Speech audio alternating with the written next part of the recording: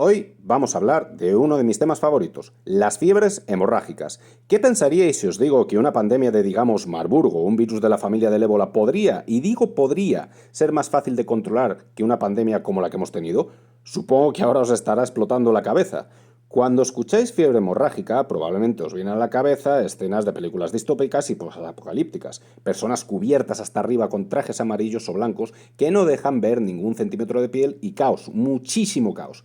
Desde luego, las series y películas que ha habido en los últimos tiempos han ayudado a fijar ese estereotipo. Y cuidado, que algunos virus como el ébola que vamos a tratar en un próximo podcast sí que es capaz de hacer todo esto que sale en estas películas. Y películas de las que yo, por cierto, soy un gran fan, todo se ha dicho.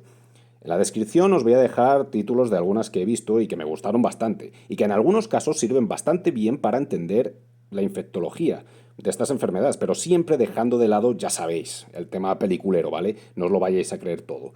Cuando hablamos de fiebres hemorrágicas, no nos referimos solo al grupo de los virus que todos tenemos en la cabeza, los más bestias podríamos decir, es decir, los filovirus, ébola, por ejemplo. Para nada. Las fiebres hemorrágicas son una manera de llamar a unos síntomas que se pueden producir por patógenos que poco o nada tienen que ver entre ellos. Así que hoy vamos a hacer una pequeña introducción a los patógenos capaces de producir fiebres hemorrágicas. Vamos a ver sus síntomas más comunes y qué se puede hacer contra ellos. En los próximos podcasts hablaremos de cada patógeno o familia de patógenos de manera individual porque el manejo de cada uno es diferente. Y una sorpresa, que ya por fin toca, y es que no hago un podcast de estos desde Halloween y ya me apetecía. Así que redoble de tambores, ¿qué pasaría si... Y no os voy a decir exactamente de qué patógeno va a ser, pero podéis haceros una idea. Solo os digo que os va a gustar o va a hacer que os queráis construir un búnker. Así que ya sabéis, estar atento a los próximos podcasts. Soy el profesor Bacterio y bienvenidos a mi canal.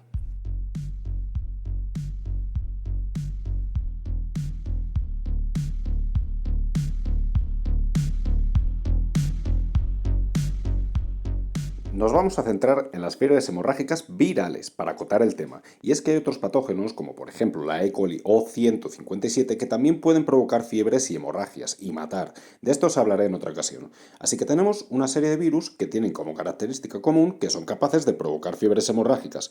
Pero, ¿qué es esto de una fiebre hemorrágica exactamente? Pues como su nombre mismamente dice, provoca fiebres y hemorragias, que afectan al sistema cardiovascular y otros sistemas y pueden producir la muerte. Las hemorragias pueden ser tanto internas como externas y su gravedad y posibilidad de morir dependen mucho del virus que las cause. No es lo mismo, por ejemplo, una infección de fiebre de Lassa que tiene una mortalidad para no hospitalizados del 1% y además cuyas hemorragias, si es que se producen, son más limitadas que la fiebre de Marburgo, que puede pasar del 80% de mortalidad. Y por cierto, de esta última sabíais que hubo un brote en Alemania, de ahí su nombre, Marburgo. Os contaré la historia en su podcast. Pero es que además en estos virus ni siquiera su modo y capacidad de transmisión son iguales, así que si alguna vez oís que ha habido un caso de alguna fiebre hemorrágica, siempre mirar cuál es el virus implicado, porque ahí está la diferencia entre querer meter miedo o que sea de verdad un problema. Os comento de todas formas un poco los síntomas que pueden producir de manera general y que pueden ser más o menos común a ellos.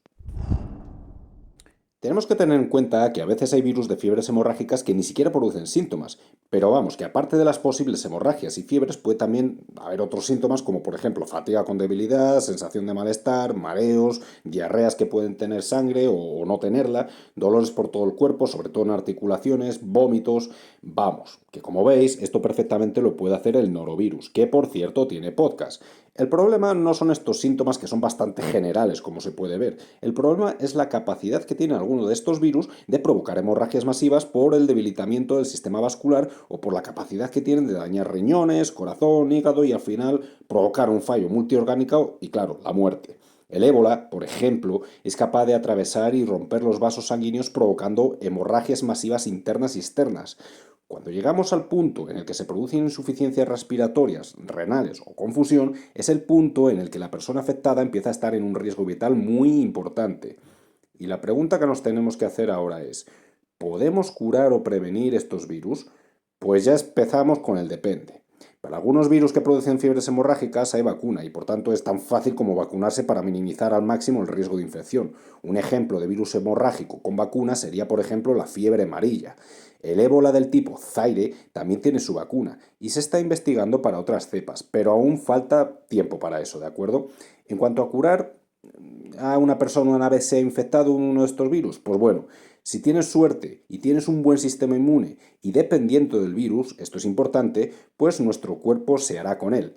Pero como tal, la respuesta es que no hay una cura específica más allá de mantener al paciente hemodinámicamente estable para dar al cuerpo tiempo necesario de crear anticuerpos contra el virus que sea.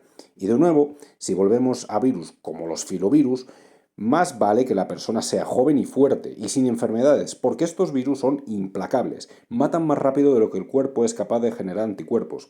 De hecho, son tan sumamente bestias que son una de las causas por las que el gorila, ¿vale? El animal, el gorila de montaña, está en serio peligro de extinción.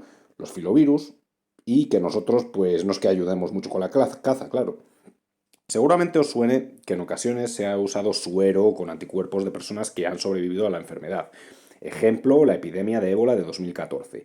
Este tratamiento efectivamente es factible y puede dar buenos resultados, pero no siempre es garantía de éxito. Y es que también depende mucho de los daños que haya sufrido el cuerpo. Es decir, que si el cuerpo ha sufrido muchos daños, poco importará ya eliminar el virus con el suero porque no habrá remedio. Ahora vamos a ver qué se puede hacer para parar estos virus.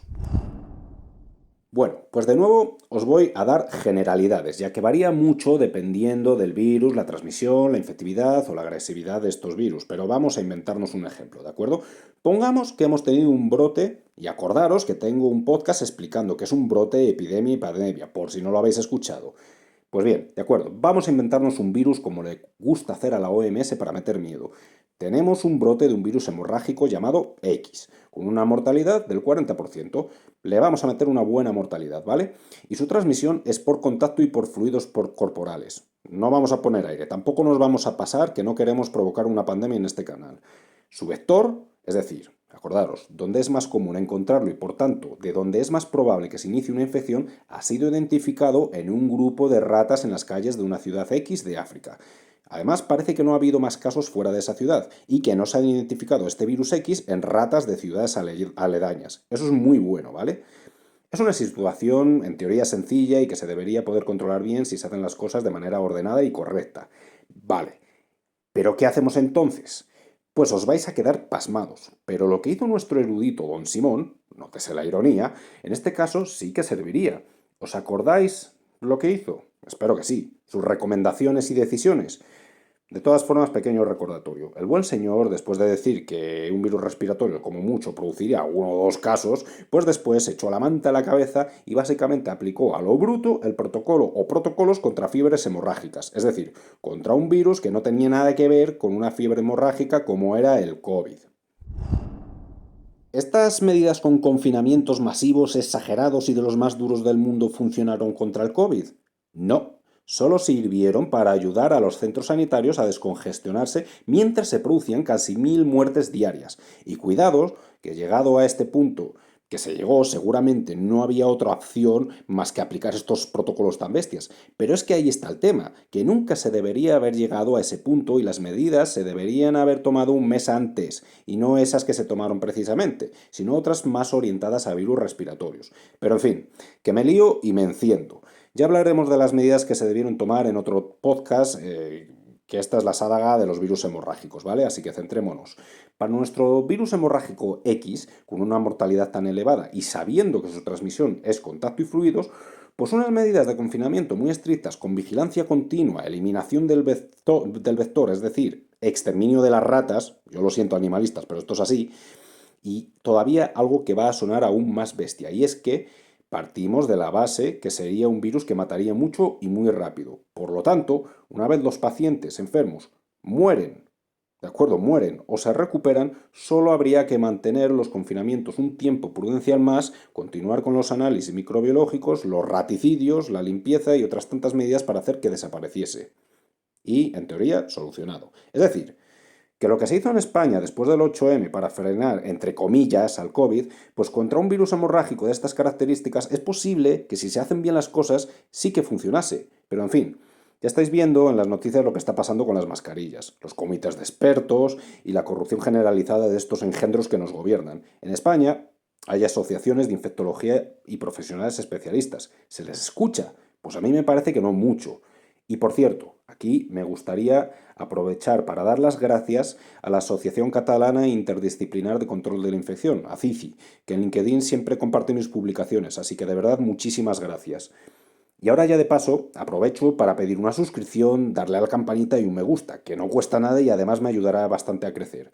Pues bien, dejada esta opinión política, que ya dejo dicho que en general todos los políticos en España me dan bastante repulsión, pues os comento los virus hemorrágicos que voy a tratar en los próximos podcasts. Estos van a ser de los primeros, los más conocidos, pero no van a ser los únicos, claro, porque hay muchísimos.